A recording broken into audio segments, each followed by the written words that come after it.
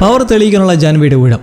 ഒരു ഉണങ്ങി തുടങ്ങിയ ചെടി വെച്ചു കൊടുത്തിട്ട് അതിനെ ഹീൽ ചെയ്യിക്കാൻ ജാൻവി ശ്രമിക്കുന്നെങ്കിലും ഒരു മാറ്റവും ഉണ്ടാവുന്നില്ല. എല്ലാവരും അത്ഭുതത്തോടെ നോക്കി നിൽക്കെ താനും ഓടിയെന്ന് അവളെ സാരമില്ലെന്ന് പറഞ്ഞ് സമാധാനിപ്പിക്കുന്നു. എന്താ ഇവിടെ നടക്കുന്നതെന്നറിയാതെ കാർത്തിക് കാര്യം തിരക്കുമ്പോൾ താന് പറയുന്നത് നിങ്ങൾക്കല്ലേ എല്ലാം അറിയാവുന്നത്, എനിക്കറിയില്ല, ചിലപ്പോൾ കായ്ക്ക് പവർ വന്നപ്പോൾ ഇവളുടെ പവർ നഷ്ടപ്പെട്ടതാണെങ്കിലോ എന്ന് നിസാരമായി പറയുമ്പോൾ അപ്പോൾ ഇത് നേരത്തെ തന്നെ നിനക്കറിയാമായിരുന്നല്ലേ എന്ന് കാർത്തിക് റേസ് ആവുന്നു. ഇതേസമയം താനുവിൻ്റെ അമ്മ അവരെ വിളിച്ചിട്ട് കിട്ടാത്തത് മൂലം ആസ്മയെ വിളിക്കുന്നത് വഴി ബേലയെ ഒരു വ്യാജ പാർട്ടിയുടെ പേരിൽ പരമെന്ന് വിളിച്ചുകൊണ്ടോതെ അറിയുന്നതോടെ ടെൻഷൻ അടിച്ച് രൺവീർ പരമിനെ വിളിക്കാൻ നേരം അയാൾ അവിടെ എത്തിക്കഴിഞ്ഞിരിക്കുന്നു. കൂടെ ബേലയും വരുന്നത് കണ്ട് താൻ ഷോക്കാവുമ്പോൾ കാർത്തിക്കും ഇവിടെ എന്തിനാ ഈ രഹസ്യ മീറ്റിങ്ങിന് കൊണ്ടുവന്ന് അതിശയിക്കുമ്പോൾ കാണാം ആ ബോക്സ് ഗ്ലോ ആവുന്നു. ഇത് കണ്ട് ഞെട്ടലോടെ ബേലയിലാണ് എർത്ത് പവർ ഉള്ളതെന്ന് എല്ലാവരും തിരിച്ചറിയുന്നു. അപ്പോൾ ഇത്രയും കാലം താനുവും ജാൻവിയും ചേർന്ന് എല്ലാവരെയും പൊട്ടരാക്കുകയായിരുന്നു എന്ന അമർഷം കടിച്ചു പിടിച്ചിട്ട് ഒട്ടും സമയം കളയാതെ എല്ലാവരോടും ഇരുന്ന് ബോക്സിൽ കൈവയ്ക്കാൻ പറഞ്ഞിട്ട് ബേലയെ കൊണ്ടുവന്നിരുത്തി അതിൽ തുടിപ്പിക്കുന്നതോടെ അതിൽ നിന്നും വൈബ്രേഷൻ ഉണ്ടായി ജ്വലിച്ച് മേലേക്ക് പൊന്തുന്നു. കുറച്ചു നേരം വായിൽ നിന്ന ശേഷം താഴേക്ക് വന്ന് ആ ബോക്സ് തുറന്നു വരുന്നതും അതിലൊരു പുസ്തകം ഇരിക്കുന്നു. എല്ലാവരും ദൗത്യം വിജയിച്ച സന്തോഷത്തിൽ ഇത് നമ്മുടെ വിജയമെന്ന് കാർത്തിക് ആ ബുക്ക് എടുക്കുന്നതും നമ്മുടെ എല്ലാമല്ലെന്ന് ആസ്മ. അങ്ങനെ താനൂരിൻ്റെ ചതിയെക്കുറിച്ച് എല്ലാവരും അവളെ കുറ്റപ്പെടുത്തുന്നതിലൂടെ പരം ബേലയെ പിടിച്ചുകൊണ്ടുപോകാൻ്റെ ഉദ്ദേശവും അവരറിയുന്നു. ജാൻവിയിലേക്ക് പവർ കൈമാറിയെത്താൻ ബേലയുടെ കൈക്ക് ഗുരുതര പരിക്ക് വരുത്തുക എന്നതായിരുന്നു പ്ലാൻ. എന്നാൽ കാറിലിരുന്ന് ബേല പറഞ്ഞ പോയിന്റിൽ അയാളുടെ മനസ്സ് മാറി. ഒരു കൈ മുറിച്ചാലും മറ്റേ കൈ വെച്ച് ഹീൽ ചെയ്ത് നോർമലാക്കാൻ കഴിയും. മാത്രമല്ല ഇപ്പോൾ ഇങ്ങനെ ചെയ്താലും ഭാവിയിൽ താനും ഇത് വെച്ച് വീണ്ടും ബ്ലാക്ക്മെയിൽ ചെയ്യില്ല എന്നെന്താണ് ഉറപ്പ്? അങ്ങനെ പരം ബേലയുടെ ശക്തി പരീക്ഷിച്ച് ബോധ്യപ്പെട്ട് ഇപ്പോൾ ഇവിടെ വരെ എത്തിയപ്പോൾ താനു പിന്നെ മിണ്ടാതിരിക്കുമെന്ന് തോന്നുന്നുണ്ടോ? പ്രമുഖനായ നടൻ്റെ രഹസ്യബന്ധത്തെക്കുറിച്ചും അന്നത്തെ ഹോസ്പിറ്റൽ സംഭവത്തെക്കുറിച്ചും ദത്തെടുക്കലിനെ പറ്റിയും അവൾ വെളിപ്പെടുത്തുന്നതോടെ രൺവീറിന് ഷോക്കിംഗായി വിശ്വസിക്കാൻ പറ്റാത്ത അവസ്ഥയിൽ നിൽക്കുമ്പോൾ കായ്ക്ക് തൻ്റെ ജീവിതമേ ഒരു കള്ളമായിരുന്നു എന്ന ചിന്തയിൽ തകരുന്നു. കായ്യെ ഒരിക്കലും അങ്ങനെ കണ്ടിട്ടില്ലെന്നും നീ എൻ്റെ മകൻ തന്നെയാണെന്നും താൻ ചേർത്ത് പിടിക്കുമ്പോൾ രൺവീർ ഇനി തനിക്ക് അച്ഛനില്ലെന്നും പറഞ്ഞ് അവിടെ ആകെ വഴക്കും പ്രശ്നമാവുന്നു. താനുവിനോട് ഇനി വരരുതെന്ന് പറഞ്ഞ് വിടുമ്പോൾ അവൾ ജാൻവിയും കായനെയും കൂട്ടി പോകുന്നതിന് പിറകെ രൺവീറും പിറകെ അവനെ സമാധാനിപ്പിക്കാൻ ശ്രമിച്ച് പരമും ഇറങ്ങിപ്പോകുന്നു. ഇത്രയും കാലം ഒരുമിച്ച് ഒത്തൊരുമയോടെ നിന്നിരുന്ന കുടുംബങ്ങളൊക്കെയും ഇപ്പോൾ ഛിന്ന ഭിന്നമായിരിക്കുന്നു. ബോക്സിലുണ്ടായിരുന്ന പുസ്തകം എടുത്ത് നോക്കുമ്പോൾ അതിലെ ലിപികൾ എല്ലാം പുരാതനമായ മായി എന്ന ലിപിയിലുള്ളതാണെന്ന് മനസ്സിലാക്കുന്ന കാർത്തിക് ഇത് വായിക്കാൻ അറിയുന്ന ഒരാളെ തനിക്ക് അറിയാമെന്നും അവരെ ഇവിടെ എത്തിക്കുകയാണ് ഏക വഴിയെന്നും കാർത്തിക് പറയുമ്പോൾ അത് മറ്റാരുമല്ല, താബുവാണ്, ബേലയുടെ മമ്മി. എങ്ങനെയും മമ്മിയെ ഇവിടെ എത്തിക്കാൻ കാർത്തിക് ബേലയോട് അഭ്യർത്ഥിക്കുന്നെങ്കിലും ബേലയ്ക്ക് തന്നെ താബുവിൻ്റെ കാര്യത്തിൽ ക്ലാരിറ്റി ഇല്ല. അവസാനമായി ബർത്ത്ഡേ പാർട്ടിക്ക് കുറച്ചു നേരം സംസാരിക്കുക മാത്രമാണ് ചെയ്തതെന്നും ഒന്നും വ്യക്തമാകാതെ ഏതോ റിസർച്ചിനെന്നും പറഞ്ഞ് പോയതാണെന്നും അതിനുശേഷം എന്തൊക്കെയോ വശഭിഷമുണ്ടെന്നും ബേല പറയുമ്പോൾ ആസ്മയ്ക്ക് ഇത് കേട്ട് ഒരു സംശയം ജനിക്കുന്നു. ഫിഫ്ത്ത് എലമെൻ്റ് ഉത്ഭവത്തോടെ ഈവിൾ ഫോഴ്സസും മറന്നേക്ക് വരുമെന്നല്ലേ പറഞ്ഞത്? ഏതാണ്ട് ഈ സമയം തന്നെയാണ് താബു വീട്ടിൽ നിന്ന് പോയതും. അപ്പോൾ ഇത് രണ്ടും തമ്മിൽ എന്തെങ്കിലും കണക്ഷനുണ്ടോ?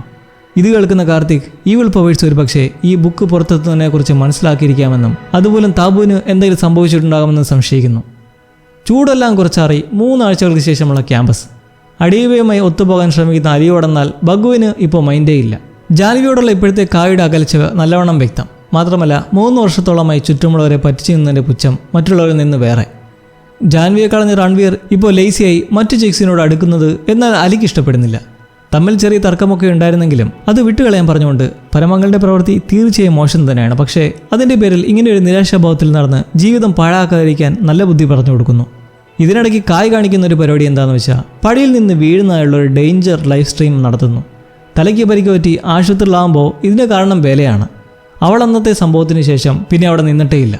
അവൾ പഞ്ചഗിരി വിട്ടുവെന്നാണ് വിവരം. പരിക്കുപറ്റുന്ന വീഡിയോ കണ്ട് ഹീൽ ചെയ്യാനെങ്കിലും അവൾ വീണ്ടും ഇവിടേക്ക് വരുമെന്നൊരു ഹോപ്പിലാണ് അവനിങ്ങനെ ചെയ്തത്. ബേല എന്തായാലും തിരിച്ചു വന്നു തന്നെ ആകണമെന്നാണ് കാർത്തികിൻ്റെ നിലപാട്. അവളെ പറഞ്ഞു വിട്ടതല്ല, വഴക്കുണ്ടാക്കി സ്വയം ഇറങ്ങിപ്പോയാണെന്ന് താനും.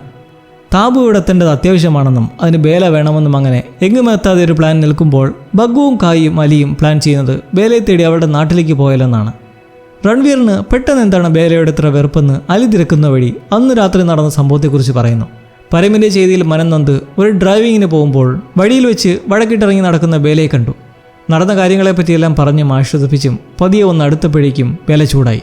തുടക്കം മുതലേ ഫ്ലഡ് ചെയ്ത് കൂടെ നടന്ന് കളവാണെന്നും കാര്യങ്ങൾ അന്വേഷിക്കാൻ വേണ്ടി അഭിനയിച്ചടുത്തുകൂടിയാലെന്നും പറയുന്നതോടെ രൺവീറിനെ ഉപയോഗിച്ചാണെന്ന് മനസ്സിലാക്കി അവർ തമ്മിൽ ഉടക്കി പിരിഞ്ഞു. ബേലയെ കണ്ടുപിടിക്കാൻ ഒരു വഴിയുണ്ടെന്ന് പറഞ്ഞ അലി ബഗ്ഗുവിനും കായിനും അടുത്തെത്തുമ്പോൾ അതെന്താന്ന് തിരക്കുമ്പോൾ അഡീബയാണ്. അവൾക്കൊരു ഫേക്ക് അക്കൗണ്ട് ഉണ്ട്, അതിൽ ബേല അവളുടെ ഫ്രണ്ടുമാണ്. അങ്ങനെ വീണ്ടും പതി അടുക്കാനൊരുങ്ങുന്നെങ്കിലും ബഗ്ഗുവിൻ്റെ ദേഷ്യം കണ്ട് അലിക്ക് മരിശം കയറി വണ്ടി ഓടിച്ചു പോകവേ വീണ്ടും കൺട്രോൾ നഷ്ടപ്പെടുന്നതിനെ തുടർന്ന് കാറിലെ നാപ്കിൻ കത്തി പിടിക്കുന്നതും അതണയ്ക്കാനുള്ള ശ്രമത്തിനിടെ മുമ്പിൽ സ്കൂട്ടറിൽ പോയിക്കൊണ്ടിരുന്ന ഒരു പെൺകുട്ടിയെ ഇടിച്ചിടുന്നു. ഇടിയുടെ ആഘാതത്തിൽ ഷോക്കായ അലി ബോധം വീണ് അവശനായി മുറിഞ്ഞ കാലുമായി ഇറങ്ങി നോക്കുമ്പോൾ കാണാം ആ കുട്ടി ബോധമില്ലാതെ കിടക്കുവാണ്. ഹെൽപ്പിനായി പതിയെ നടന്നൊടുവിൽ ഒരു കോട്ടേജ് കണ്ടെത്തി അവിടെ ചെന്ന് മുട്ടി വീണു പോകുന്നു. ആസ്മ ഇതേ സമയം അലിയെ കാണാൻ അവൻ്റെ ഫോൺ ലൊക്കേഷൻ ട്രാക്ക് ചെയ്തെത്തി അപകടം നടന്നതായി മനസ്സിലാക്കി കാറിൽ നോക്കുമ്പോൾ അലിയില്ല.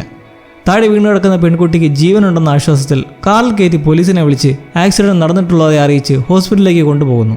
ഇതെല്ലാം ആരോ മറിഞ്ഞെന്ന് വീഡിയോ എടുക്കുമ്പോൾ ഇതേ സമയം കഫേയിൽ ബിയറടി ചലമ്പായി നിൽക്കുന്ന ജാൻവിയെ വിളിച്ചുകൊണ്ടുപോകാൻ കായി ചെന്ന് റൺവീറിനെ നിർബന്ധിച്ചൊടുവിൽ അവൾ പവറെന്നും മറ്റുമൊക്കെ ഫിറ്റായി പറഞ്ഞു തുടങ്ങുന്നതോടെ വിളിച്ചുകൊണ്ട് പോകുന്നു.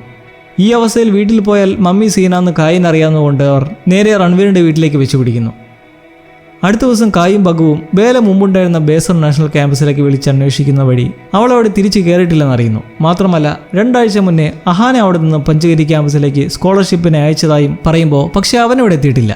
അഹാന്റെ പ്രൊഫൈൽ തപ്പിപ്പിടിച്ച് ഒരു മെസ്സേജ് അയച്ചു നോക്കുമ്പോൾ ആസ്മ ഒടുവിൽ അലി ആ കോട്ടേജിലുണ്ടെന്ന് മനസ്സിലാക്കി രാത്രി തങ്ങിയതിൻ്റെ വാടകയും ഇവിടെ എത്തിയ കാര്യം ആരും അറിയാതിരിക്കാൻ കൈക്കൂലിയും കൊടുത്തിട്ട് കൂട്ടിക്കൊണ്ടു പോകുന്നു. ആസ്മയുടെ ശകാരം വേറെ. കാർത്തിക് ബേലയെക്കുറിച്ച് എന്തെങ്കിലും വിവരമുണ്ടെന്ന് ആസ്മയെ വിളിച്ച് തിരക്കുമ്പോൾ അഹാന്റെ ഇപ്പോൾ കിട്ടിയ വിവരം കൂടി പറയുന്നു. അലി ക്യാമ്പസിലെത്തിയിട്ട് ബഗുവിനോട് നീ കാരണം കഴിഞ്ഞ ദിവസം കൺട്രോൾ ചെയ്യാൻ കഴിയാതെ ആക്സിഡന്റ് ഉണ്ടായതെ പറ്റി പറഞ്ഞ് കാലിന് പരിക്കും പറ്റി കാർ മൊത്തം പണിയുമായെന്ന് പറയുന്നെങ്കിലും അലിയിൽ പരിക്കുകളൊന്നുമില്ലെന്ന് പറഞ്ഞ് അവളത് വിശ്വസിക്കുന്നേയില്ല. രാത്രി കാല് മുറിഞ്ഞതായി നല്ല ഓർമ്മയുണ്ടായിരുന്നെന്നും എന്നാൽ പിറ്റേന്ന് ഉമ്മ വിളിക്കാൻ നേരം അതിൻ്റെ വേദനയൊന്നും ഉണ്ടായില്ലെന്ന് അങ്ങനെ ചിന്തിച്ചിരിക്കുമ്പോൾ റൺവീർ അവിടേക്കെത്തി ഇതറിഞ്ഞൊരു ഊഹം പറയുന്നു. നീ അകത്തേക്ക് പോയപ്പോൾ കാല് നല്ലോണം മുറിഞ്ഞിരുന്നു, എന്നാൽ പിറ്റേന്ന് ബോധം വന്നപ്പോൾ അതില്ലെങ്കിൽ അതിനർത്ഥം അത് ഹീൽ ചെയ്തതാണ്. അപ്പോൾ ബേല ആ ഹോട്ടലിലുണ്ട്.